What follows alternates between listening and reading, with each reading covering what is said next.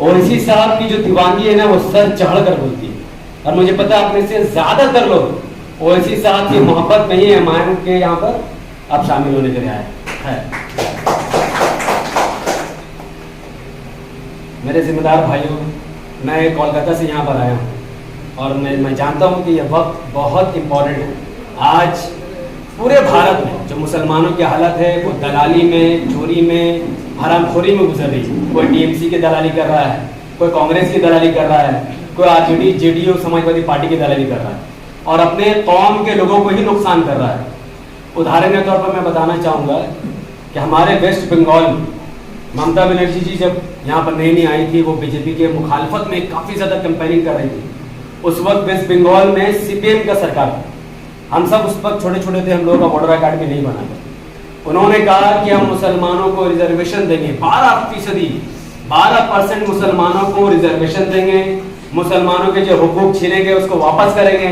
Sachar committee की report, Kundu committee की report, उन सब के लिए हम लोग लड़ाई लड़ेंगे। वेस्ट बंगाल में 3 करोड़ मुसलमानों की आबादी है। कितनी आबादी है? 3 करोड़। और हैरानगी की बात यह है कि वेस्ट बंगाल के तमाम मुसलमानों ने ममता बनर्जी को एक तरफा वोट करके उनको जिताया। जीतने के बाद हम सब इंतजार करने लगे कि क्या ममता बनर्जी मुसलमानों को रिजर्वेशन देगी, क्योंकि जब आपको रिजर्वेशन मिल जाता है ना, तो हर सरकारी इदारे में आपको वहां जॉब मिलेगा। हॉस्पिटल में आपको मुसलमान मिलेगा, इंस्टीट्यूट में आपको मुसलमान मिलेगा, टिकट काउंटर में आपको मुसलमान मिलेगा। लेकिन आज ममता बनर्जी के तीसरे टर्म की सरकार है और आज ये वेस्ट बंगाल का माहौल है कि आप हॉस्पिटल जाओ, स्कूल जाओ, कोई भी सरकारी दफ्तर में जाओ, आप पूछो भैया आपका नाम क्या है? चटर्जी, बनर्जी, उपाध्याय, बंदोपाध्याय, घोष घोष। क्यों? क्योंकि ममता बनर्जी की जो सरकार है तृणमूल कांग्रेस की, उसके आप मिनिस्टर की अगर लिस्ट निकाल के देखोगे तो चटर्जी, बनर्जी, उपाध्याय, बंदोपाध्याय, घोष घोष, जो नाम आपको मिनिस्ट्री में मिलेगा वही नाम आपको सरकारी नौकरी में मिलेगा। इससे हमें क्या समझना है कि जब तक आपका नेता नहीं है, जब तक मिनिस्ट्री में आपके लोग नहीं है, जब तक सरकार में आपकी भागीदारी नहीं है, आपको गवर्नमेंट जॉब नहीं मिल सकता है। एक गवर्नमेंट जॉब मिलना क्या मतलब होता है? अगर किसी घर के एक शख्स को भी गवर्नमेंट जॉब मिल जाता है तो उसका पूरा नस्ल ठीक हो जाता है।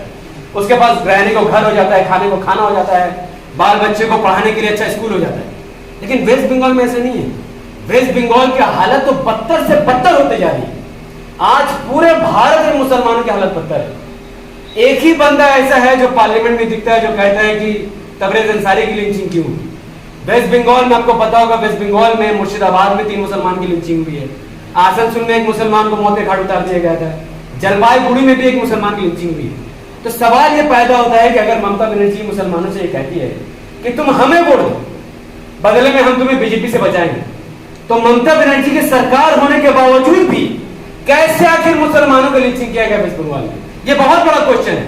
इसका मतलब है कि तृणमूल की सरकार या फिर बीजेपी की सरकार या कांग्रेस की सरकार और मुसलमान सेफ नहीं। मुसलमान को तो अल्लाह ताला बचाते हैं। ये ममता बनर्जी क्या औकात है कि वो मुसलमान को बचाएगा? ममता बनर्जी को हमें इसलिए वोट देना था,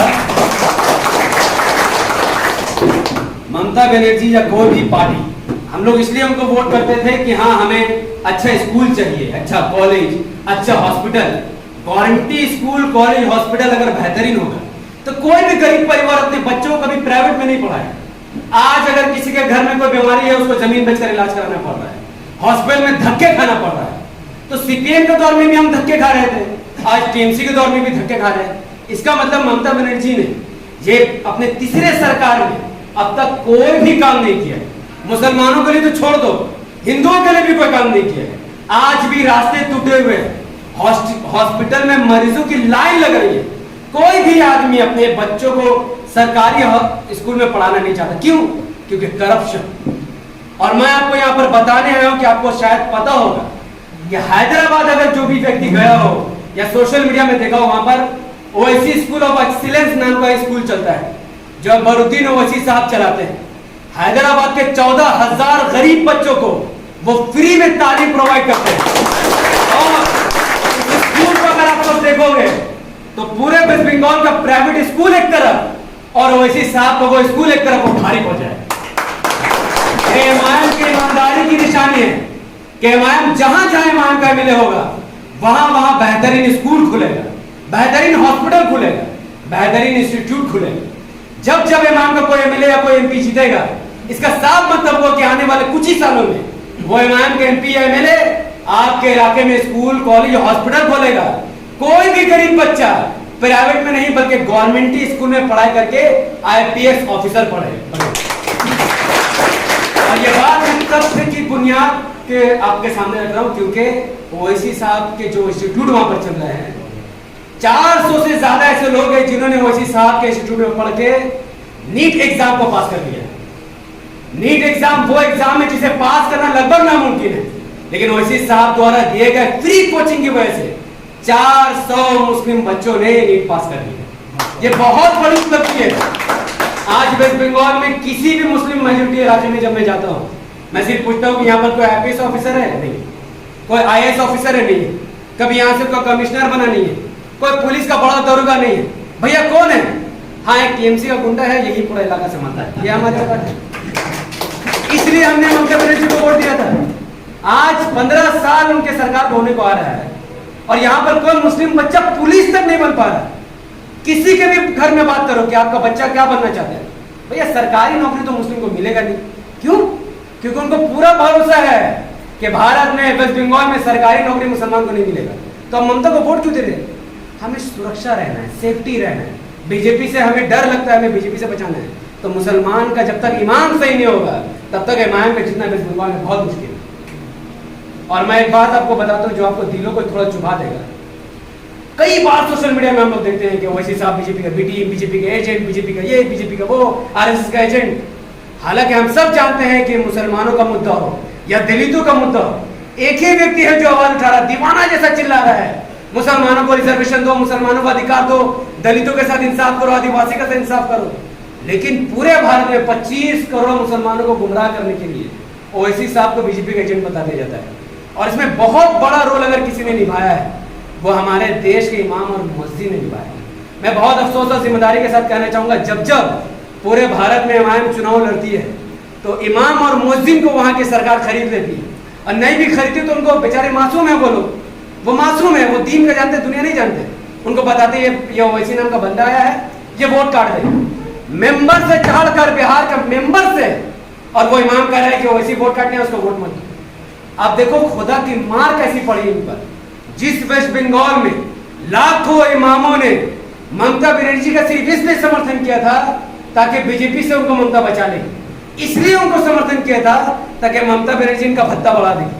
आज ममता बनर्जी एक बार सीएम बनी, 2 बार सीएम बनी, तीसरी बार सीएम बन गई है। और ममता बनर्जी की सरकार ने हमारे देश के, हमारे वेस्ट बंगाल के इमाम और मुअज्जिन की ऐसी बेइज्जती की है, ऐसी बेइज्जती की कि इतिहास में किसी भी इमाम और मुअज्जिन का ऐसा बेइज्जती नहीं किया गया। हाल ही में अगस्त 2023 में ही कोलकाता में एक बहुत बड़ा आयोजन किया गया टीएमसी सरकार की तरफ से, और पूरा बंगाल में हल्ला मचाया गया। इमाम और मुअज्जिन भारी तादाद में यहाँ पहुंचिए, आपका सैलरी ममता बढ़ाने वाली है।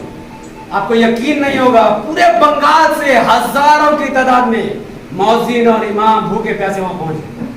पहुंचने के बाद ममता बनर्जी ने 1 घंटा तक खूब भाषण दिया, मोदी के खिलाफ, उसके खिलाफ, उसके खिलाफ। इमाम इंतजार कर रहा है, मुअज्जिन इंतजार कर रहा है कि भैया सैलरी के बारे में कुछ बताओ।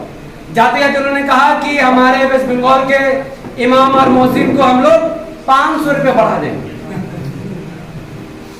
500 में किसी का घर चल रहा है? पहले सैलरी तो 2000, 2500, अब हो गया 2500, 3000, 500 रुपये। वो इमाम मुअज्जिन बाहर आए, क्योंकि ममता के सामने तो उनकी बोली निकलती नहीं है। जो इमाम मुअज्जिन ओवैसी साहब को बेधड़ाक बीजेपी का बी टीम कहता जा रहा है, आज उसी इमाम और मुअज्जिन पर खुदा कैसी मार पड़ी कि ममता बनर्जी ने 500 रुपये का राशन करके भूखा प्यासा वहां से भेजा। हालांकि इमाम जो होता है हमारे गांव का, वो सर का ताज होता है। मुअज्जिन जो होता है वो बहुत इज्जत वाला होता है। जिस इमाम और मुअज्जिन को सर का ताज बनाना चाहिए, उस इमाम और मुअज्जिन को ममता बनर्जी अपना पैर का जूती बना चुकी है। लेकिन मैं आज उलबेरिया से वादा करता हूँ, अगर वेस्ट बंगाल में इमाम मजबूत हुई और किसी भी तरीके से इमाम का कोई भी एमएलए जीतेगा, ये मुद्दा हम लोग असेंबली में उठाएंगे और इमाम और मुअज्जिन की खोई हुई इज्जत को इंशाअल्लाह इमाम एक दिन जरूर वापस।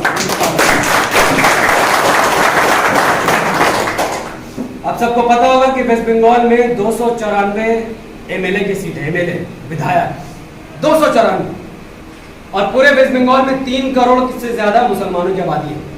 अगर आप कलकत्ता से बाहर चल जाओ तो हर जगह सिर्फ मुसलमान ही मुसलमान दिखेगा, लेकिन जितना ज्यादा बैकवर्ड एरिया अगर आपको दिखेगा तो मुसलमान नहीं दिखेगा। कोई गंदा जगह है तो कोई भी गैर मुस्लिम, हमारे दोस्त है गैर मुस्लिम कितने सारे, वो कहते हैं कि जब हम मुस्लिम एरिया से गुजरते हैं हमें पता चल जाता है मुसलमानों का मोहल्ला है। कितनी शर्म की बात है।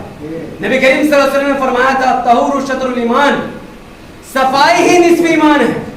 नबी करीम सल्लल्लाहु अलैहि वसल्लम जहां से चलते हैं वहां से पत्थर हटा देते, कूड़ा हटा देते, पूरा रास्ता साफ कर देते। लेकिन यहाँ पर गवर्नमेंट की बहुत बड़ी फेलियर है। जितना ज्यादा साफ सफाई के काम वेस्ट बंगाल के गैर मुसलमानों के इलाकों में किया जाता है, उसका आधा भी मुसलमानों के इलाके में ये लोग नहीं कराते, ताकि गैर मुस्लिम के दिल में मुसलमानों के खिलाफ नफरत और घिरना बढ़े। ये लोग मुसलमानों से घिन करें ताकि अंत में इनका फायदा हो। ये बहुत अफसोस की बात है।